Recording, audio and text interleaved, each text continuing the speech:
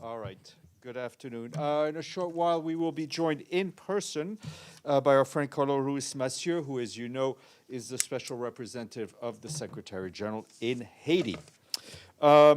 Meanwhile, our Deputy Secretary General is in Denmark, in Copenhagen, where she delivered a keynote address to the Parliament of Denmark on the future of the United Nations in a turbulent world.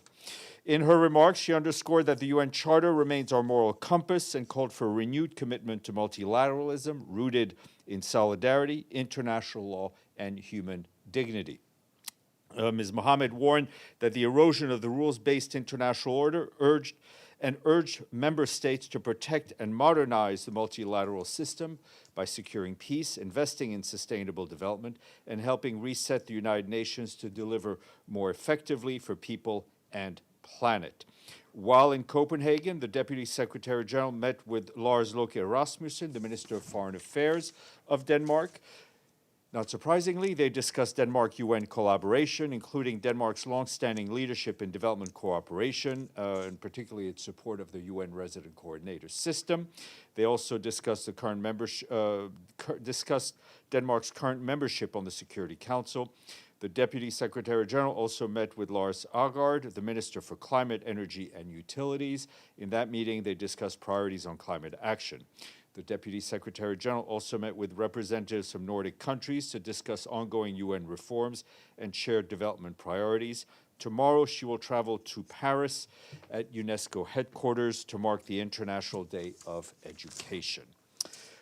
Turning to the situation in Syria, and more particularly Hol Camp, our colleagues from the UN Refugee Agency and from UNICEF tell us that yesterday their teams reached the Hol Camp following its takeover by the Syrian government. Our colleagues tell us that the situation in the camp remains rather tense and volatile, with reports of looting and burning. As a result, it was not possible for them to enter the camp itself. And this was the same situation today when they tried again. The teams, however, had some constructive discussions with the Syrian government.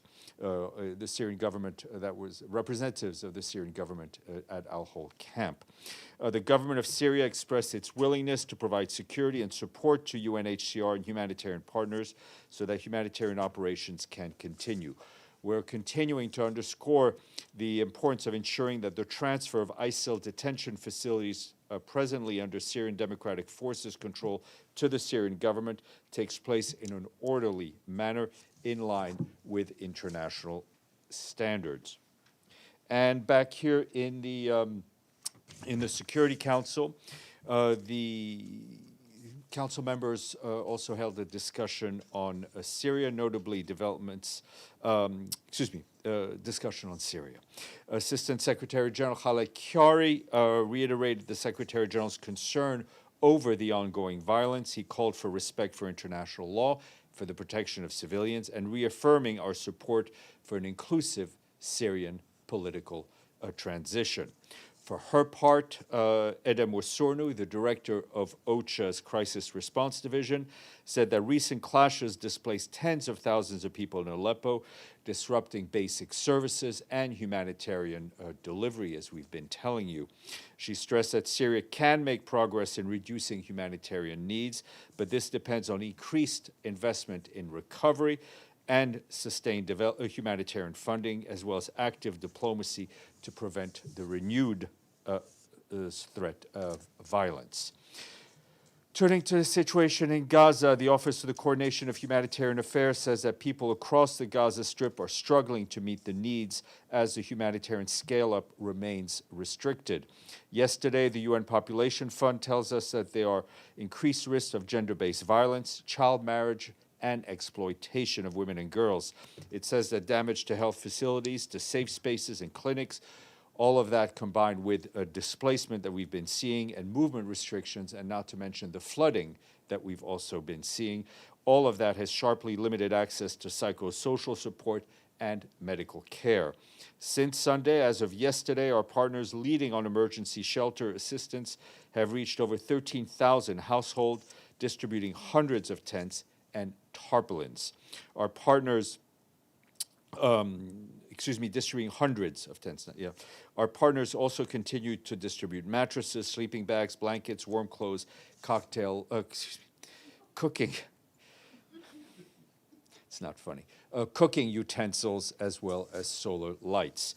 Our partners responsible for site management report that due to the capacity and funding constraints, they are currently able to provide support in just about 40% of the existing 970 displacement sites that exist across Gaza. Moving to the West Bank, our humanitarian colleagues at OCHA tell us that over 100 Palestinian Bedouins and herding households from 5 communities across central West Bank were displaced in just 2 weeks, between the 6th and the 19th of January, all of that due to ongoing settler attacks, threats, and intimidation by settlers. These attacks have prevented residents from reaching their homes, reaching their pastoral lands, and reaching sources of water. Yesterday, UNFPA reported that the ongoing operations by Israeli forces, along with settler violence and movement restrictions, continue to disrupt people's access to schools, workplace, markets, as well as healthcare. The agency estimates that more than 230,000 women and girls, including nearly 15,000 pregnant women, have limited access to reproductive health services due to the escalation of violence.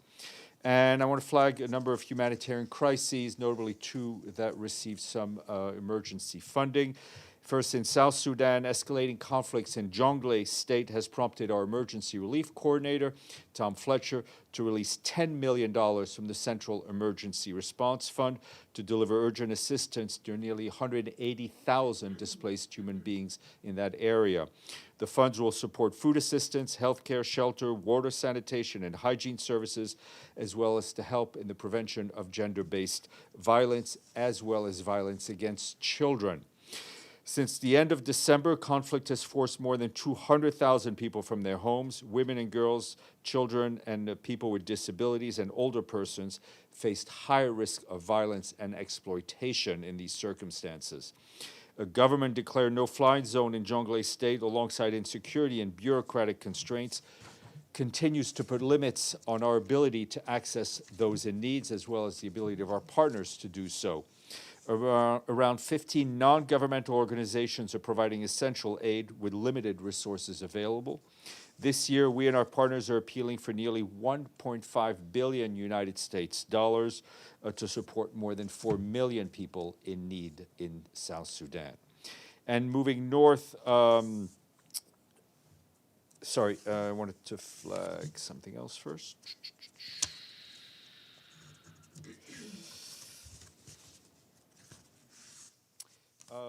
Also in Mozambique, our emergency relief coordinator, Tom Fletcher, allocated $5 million from the Central Emergency Response Fund to respond to widespread floods in Mozambique. The new funds will support the government-led response in the flood-affected districts of Gaza and neighboring provinces. That includes Maputo and Sofala.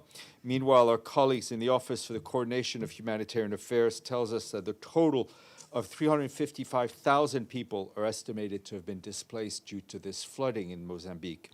We, along with our partners, continue to step up efforts with boats available for search and rescue operations. 2 World Food Program amphibious vehicles have also been dispatched to the area to try to get to people who are otherwise inaccessible. WFP is stretching its limited resources to the maximum to support 375,000 men, women, and children in the most impacted with a 7-day emergency food kits. OCHA also says that the revised 2026 Humanitarian Needs and Response Plan will be launched tomorrow by the government of Mozambique and the UN to reflect the humanitarian needs related to these floods. The International Organization for Migration has teams working across priority locations to improve conditions in accommodation centers, strengthen coordination, and ensure the protection of those most at risk. And turning to Sudan, I can tell you that we are alarmed by the growing impact of drone attacks in North Kordofan State, which is endangering civilians and further constraining the already limited humanitarian access. On Tuesday, multiple drone strikes were reported in some villages located southeast of the state capital of El Obeid. These areas lie along the critical logistics corridor, and the attacks risk severing the city's eastern supply lines. Another strike was reported on the same day in the village of Wadi al-Hut, about 30 kilometers north of El Obeid, underscoring the increased frequency and geographic spread of aerial attacks across that state. In the same time, the International Organization for Migration estimates that yesterday more than 2,400 people were displaced from several villages in the locality of Umdam Aj Ahmed in North Kordofan. Continued insecurity is placing civilians at heightened risk and further restricting the movements of humanitarian supplies. We again underscore that all parties must protect civilians and must protect civilian infrastructure and must ensure the safe, rapid, and unhindered access for humanitarian goods and staff. Meanwhile, in the locality of Tawila in North Darfur, our partners report that serious shortfalls in food assistance for newly arrived displaced families in Hol Camp, heightening the urgent need to scale up food distribution. Also on food, the World Food Programme said that despite severe access and funding constraints, it reached 3.6 million people in December in Sudan, including 1.7 million alone in Darfur. However, WFP warns that by the end of March, it will have exhausted its food stocks in Sudan and urgently requires $700 million to sustain life-saving operations through June of this year. We urge donors to step up support. In 2026, we and our partners are calling for 2.9 billion United States dollars to reach more than 20 million people who are in urgent need of assistance.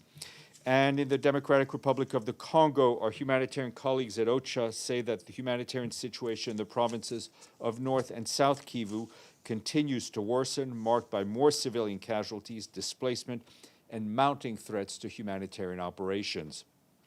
In the Rutshuru territory, North Kivu, our partners say that between the 12th and 19th of January, at least 50 civilians were killed and about a dozen others injured during a series of armed attacks and clashes. In Uvira territory in South Kivu, local civil society reports that at least 12 civilians have been killed by armed groups since January 18th. Fearing more violence, at least 2,400 people fled from the city of Uvira to Kamanyola, where they are staying and with host families and in collective centers in an effort to seek safety. Their most urgent needs include food, shelter, sanitation, hygiene services, protection, and health care. And humanitarian access, as you can imagine, remains a challenge in South Kivu, particularly in Fizi territory, where dozens of key roads are closed due to insecurity, and that has disrupted operations, including the delivery of medical supplies in response to the cholera outbreak. Yesterday in Baraka, armed people entered some compounds of our humanitarian partners. They threatened staff and attempted in an attempt to requisition humanitarian assets. We strongly condemn any attack on civilians and threats against humanitarian workers. We urge all parties to comply with their obligations under international law, which is to protect civilians and protect civilian infrastructure and to facilitate safe, unhindered, and rapid humanitarian response. And back in this hemisphere in Venezuela, we, with our partners, continue to deliver aid in that country. The Pan American Health Organization reports that a shipment of 23 metric tons of medical supplies arrived in Venezuela 2 days ago, on January 20th. That was from Brazil, to support the dialysis and nephrology programs in Venezuela. This is part of a 300 metric ton assistance package coordinated with Venezuelan health authorities for treatment to continue for about 8,000 patients, including 500 children who need dialysis. Our humanitarian colleagues said that our partners are also providing psychosocial and mental health support where resources allow, as part of, as reports of cases of psychological and emotional abuse, as well as gender-based violence, is on the rise. As a reminder, Venezuela was the most underfunded humanitarian appeal in 2025, with the protection sector, which includes child protection and gender-based violence, among the least funded within that least funded humanitarian appeal. This year, we need $606 million to support 5.4 million people. A couple of things I want to flag. First, that yesterday, Microsoft announced that it will support our UN 80 reform efforts. The measures include support for a proposed UN 80 Innovation Fund initiatives to improve the affordability of core digital tools across the UN system, expand training and strengthen AI and digital readiness among the UN workforce, that would include me, and the convening of private sector partners to complement UN-led reform efforts.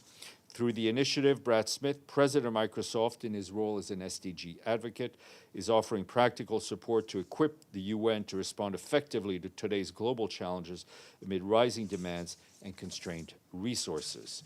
I want to flag that the UN Environment Program today released a report showing that for nearly $1 the world invests in protecting nature, it spends $30 destroying it. The report, entitled The State of Finance for Nature 2026, which uses data for 2023, found $7.3 trillion in total nature negative finance flows. Inger Anderson, the executive director of UNEP, noted that while financing nature-based solutions cross forward, harmful investments and subsidies are surging ahead. She said that the report offers leaders a clear roadmap to reverse this trend and work with nature rather than against it. And our staff union today released a press release on security of UN staff.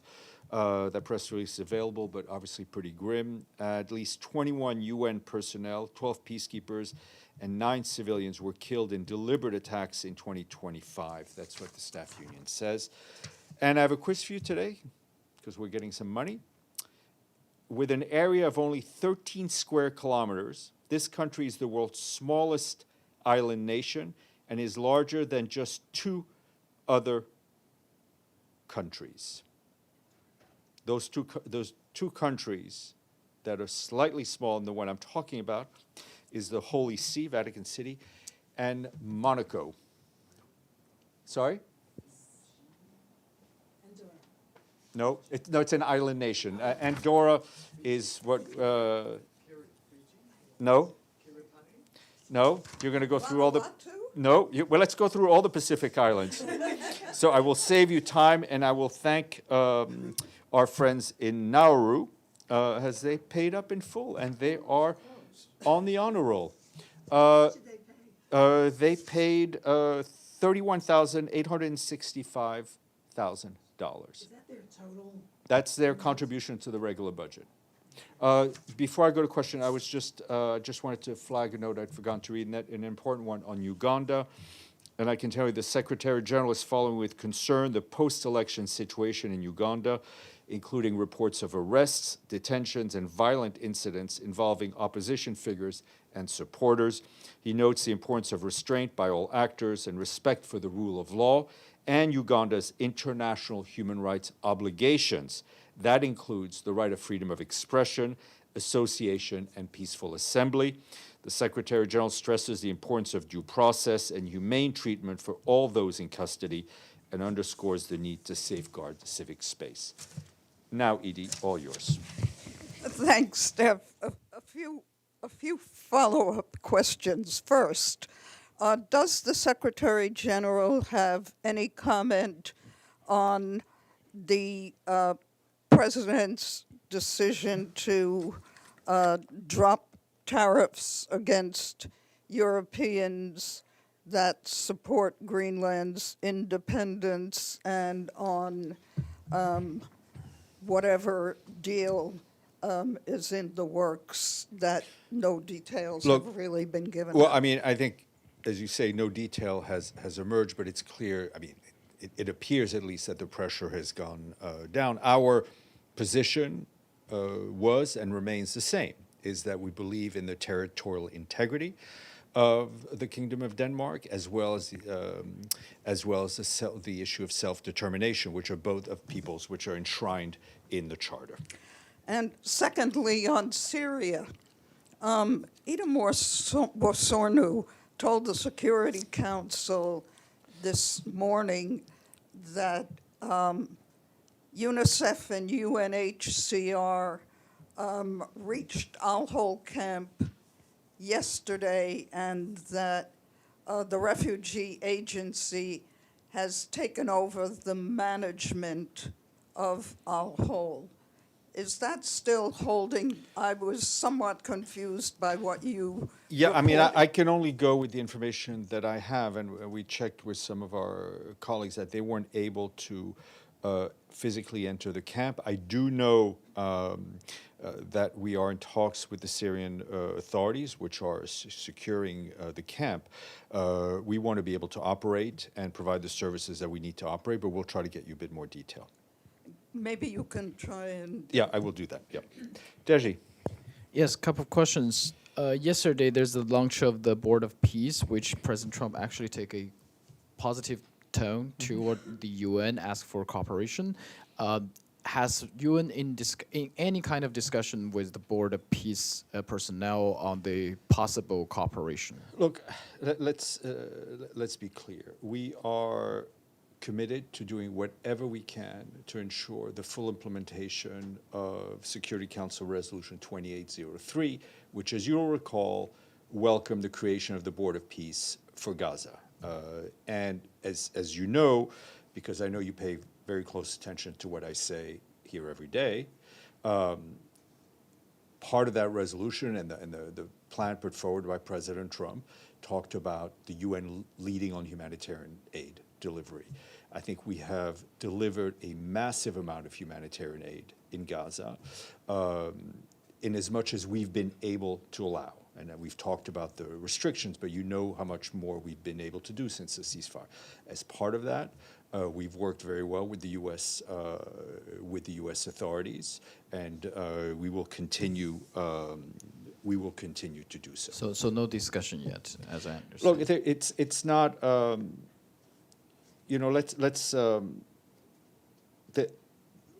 The UN remains the only international organization with universal membership. We've obviously we've all saw what happened. The announcements made in Davos yesterday, and again today. Secretary General's work continues with determination to implement the mandates given to us, all underpinned by international law, by the Charter of the UN. I mean, our work continues. Another follow-up on the demolished UNRWA compound in East Jerusalem. After the statement by Secretary General, is there any follow-up measures that UN has taken recently? I mean, we've been, as Stéphane explained, we've sent letters, and then the Secretary General sent a very direct letter to the government of Israel.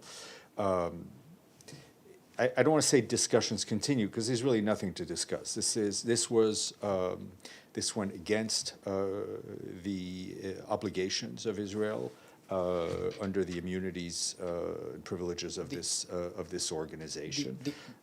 The argument from the Israeli ambassador to Noon is, in the first phase, after the Knesset they passed the legislation, UN staff actually respected the legislation and leave that compound. So this is just the next step.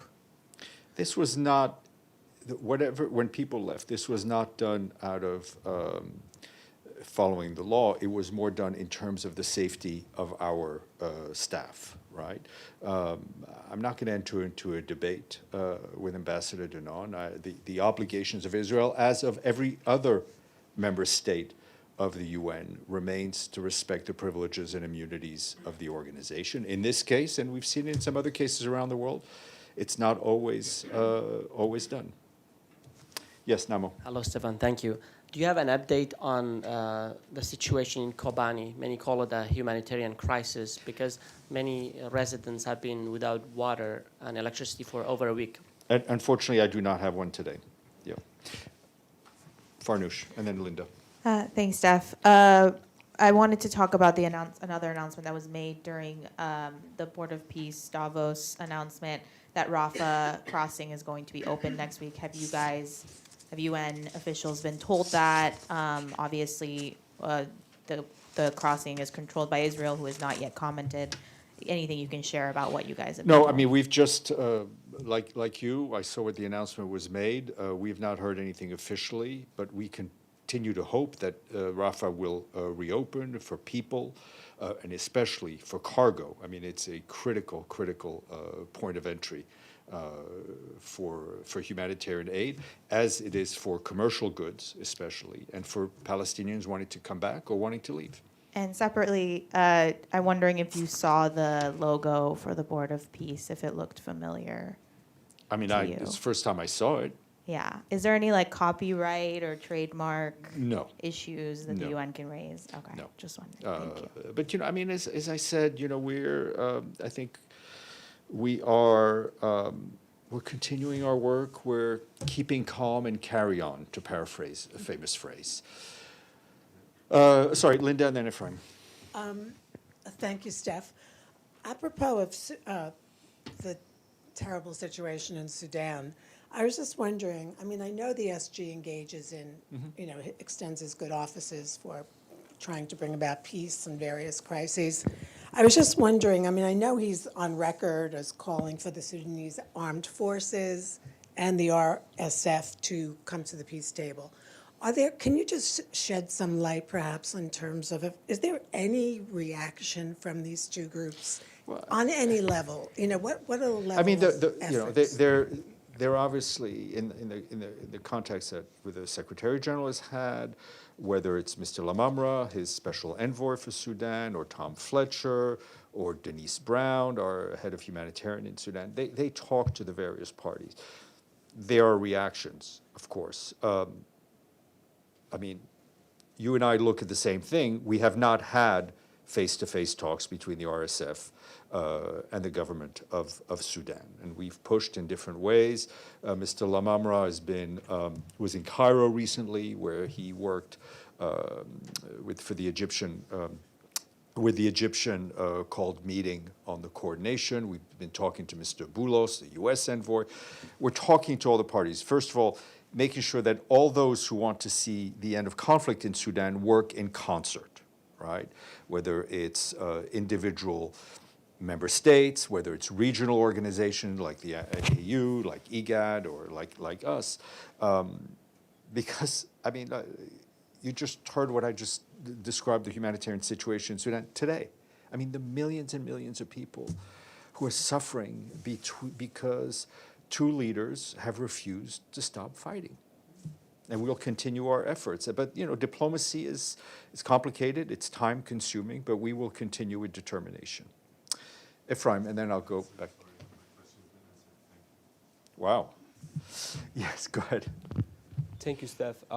In Turkey, the accounts of many journalists and media organizations have been banned, including me this morning. What is the Secretary General's position on when it comes to the freedom of press and freedom of speech? I haven't seen that particular. I hadn't seen that particular news, but I can tell you, our position across the table is one we've often talked about here: is that we need journalists to be able to do their work on their own terms, right? We need freedom of the press. Journalists need to be able to do their work and ask questions, however unpleasant they may be, even in this room, without fear of harassment or retribution or worse. Yep. Hi, Steph. Mitch McCann, Feature Story News. Today is reportedly the day that it's finalised the US is withdrawing from the WHO.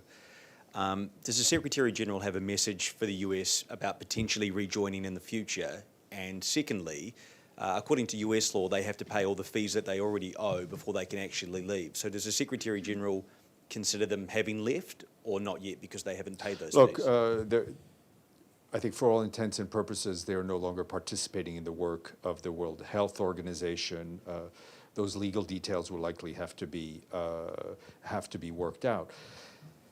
It is clear we would love to see the United States be a full participant in the work of the World Health Organization, like we want to see every country. I mean, if there's an issue that is clearly knows no border, that doesn't respect territorial integrity, so to speak, are health issues, right? Viruses, non-communicable diseases. All of these issues need and should be worked out with international cooperation. The World Health Organization is the place to do it. Dulcie. Can you give some more details on this Microsoft contract and what exactly it will entail and the value of the contract? It's a very good question. Let me try to get more details as soon as I leave the podium. Edie, and then we'll go to our guest.